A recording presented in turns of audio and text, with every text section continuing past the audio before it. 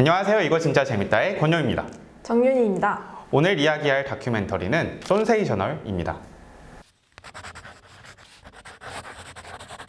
윤희 씨 그거 보셨어요? 이번에 손흥민 선수가 패션 브랜드를 런칭했다고 하더라고요. 손흥민 선수의 공항 패션이라 해서 봤어요. 런칭 첫날에는 새벽부터 옷을 구매하기 위한 사람들이 줄을 섰다고 하더라고요. 보면서 손흥민 선수를 향한 대중들의 사랑이 엄청나다고 느꼈었는데, 이렇게까지 손흥민 선수가 사랑받을 수 있던 이유는 손흥민 선수가 본업을 잘하기 때문이라고 생각이 들었어요. 이번 시즌에는 특히 득점왕을 차지하기도 했었고요. 들어보니까 아시아 선수로는 처음으로 세계 4대 축구 리그에서 수상을 한 거라고 하더라고요. 이런 식으로 손흥민 선수가 잘하면 잘할수록 그에 대한 인기도 점점 더 올라가는 것 같아요. 맞아요. 손흥민 선수가 등장하는 곳마다 화제가 되더라고요. 상하 월드컵 경기장에 치렀던 국가대표전 같은 경우에는 25분 만에 매진될 정도라고 하더라고요. 손흥민 선수는 우리나라의 아이콘이 이제 되었잖아요. 선수의 가치는 우리나라의 이미지와도 연결이 되고 더 많은 부가가치를 만든다고 봐요. 연예계에서 BTS가 그런 역할을 했던 것처럼 말이에요. 윤희 씨가 말씀하신 것처럼 손흥민이라는 선수가 굉장히 위상이 높아졌는데,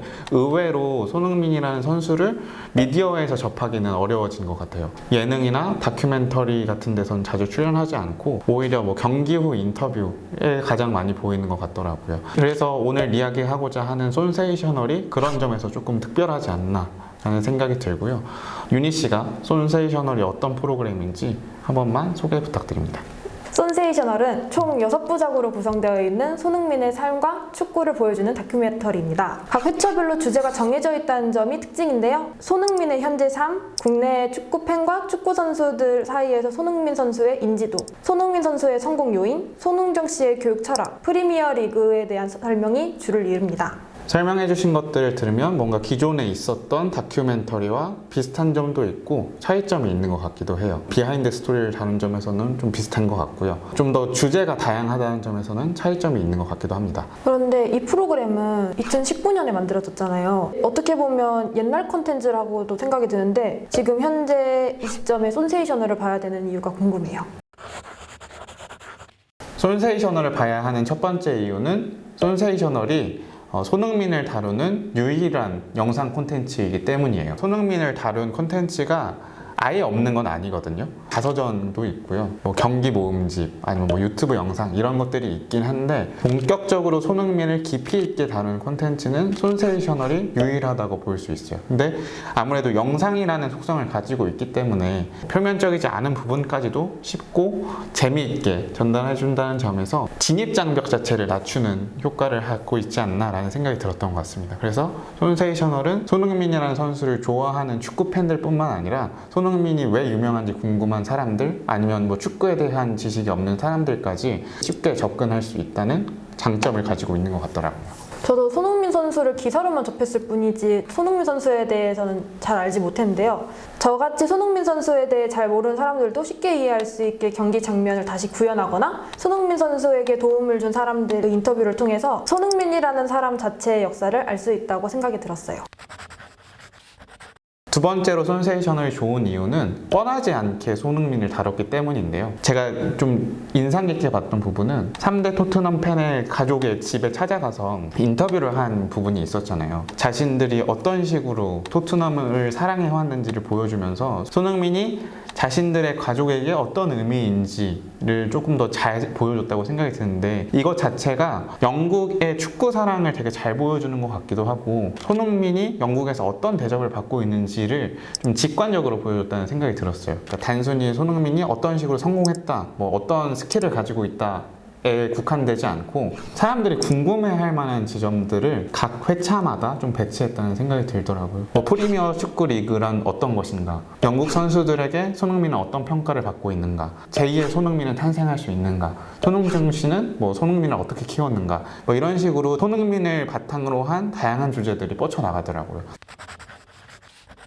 제가 생각한 손세이셔널의 좋은 점은 청춘에게 위로가 될 수 있는 콘텐츠였다는 점이었어요. 유명한 스포츠 선수들이 다큐멘터리나 이런 것에 비춰졌을 때 자신들의 위기의 상황을 겪고 그것을 이겨내면서 지금의 현재의 모습이 될 수 있다, 이런 서사 과정을 갖고 있는데, 손흥민도 과거에 독일 처음 갔을 때 계약 못하면 어떡하지? 라는 그런 걱정했던 상황도 있었고, 부상을 당해서 자기 조절이 안 됐던 상황도 있었고, 영국으로 처음 이적됐을 때 적응 실패로 인하여 여러 실패를 겪었지만 손흥민은 그 상황을 이제 포기하지 않고 이제 계속 이겨내는 과정을 통해서 지금의 모습을 올 수 있었잖아요. 이러한 서사 과정이 지금 현재 우리 청춘들이 자신에게 투영해서 위로로 받아질 수 있다는 점이었어요. 보통 되게 뛰어난 사람이나 아니면 잘 나가는 사람들을 보면 원래부터 저렇게 대단했을 거야 라고 생각하기 쉽잖아요. 근데 손세이션을 보면 손흥민도 여타 다른 사람들과 별다를 게 없구나, 저렇게 되기 위해서는 저만큼 노력해야지 가능한 거구나 라는 걸 좀 볼 수 있었던 것 같아요. 그래서 단순히 지금 과거에 어떤 노력들을 해왔는지 뿐만 아니라 지금도 어떤 노력들을 하고 있는지까지 다뤄서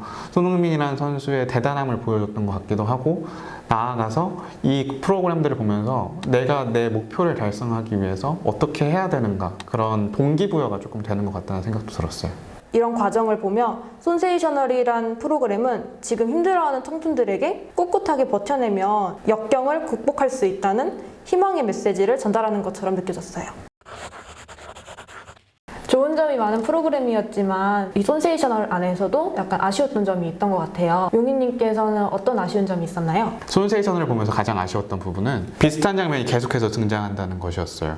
그러니까 손흥민이 얼마나 유명한지를 보여주는 프로그램이다 보니까 손흥민이 자주 출연할 수밖에 없다는 점은 알겠거든요. 근데 손흥민이 뛰어가는 장면, 뭐 토트넘 첫 경기장에서 골을 넣은 장면을 계속해서 사용하더라고요. 근데 이게 맥락상 그 장면이 꼭 필요하지 않은 장면에서도 그 장면을 넣음으로써 뭔가 계속해서 반복된다는 느낌을 줘서 내가 이 회차를 봤었나 라는 생각이 들 정도였던 것 같아요. 물론 손흥민이 얼마나 대단한 선수인지 국민으로서 자랑스러워지는 부분도 있었고, 초반에 흥미를 끌기에는 좋은 요소였다고 생각하지만 비슷한 내용이 너무 많이 들어가 있다 보니까 조금 내용 중간중간 비어있다는 느낌을 많이 받았어요. 6회차 분량보다는 3회, 4회 분량으로 좀 적절한 프로그램이지 않았나라는 생각이 들고요. 그러니까 의도적으로 3, 4회 분량의 콘텐츠를 6회까지 늘려놓은 듯한 느낌을 많이 받았던 것 같아요. 특히 1화 같은 경우에는 아무런 역할을 하지 못하고 있거든요. 2화부터 6화까지 어떤 내용이 펼쳐질 것이다라는 거를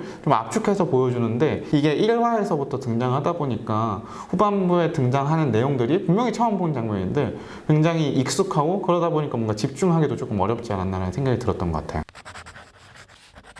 제가 아쉬웠던 부분은 핵심 질문에 대한 답을 시청자는 받지 못하는 상황이 너무 아쉬웠습니다. 많이 알려지지 않은 손흥민의 과거나 손흥정 씨의 교육 철학, 더 나아가 손흥민의 고민이나 외로움에 대한 이야기를 전달을 해서 이목을 끌지만 스토리만 늘어놓고 결과는 또 나오지 않고 비슷한 영상들이 이렇게 계속 배치가 되다 보니까 호기심으로 인해 보게 됐던 집중력이 점점 떨어지는 느낌이 들었어요. 이 프로그램을 보면서 제가 제일 궁금했던 부분은 또 다른 손흥민은 나올 수 있을까? 이런 것들이 궁금해서 이 손세이션을 봤단 말이에요.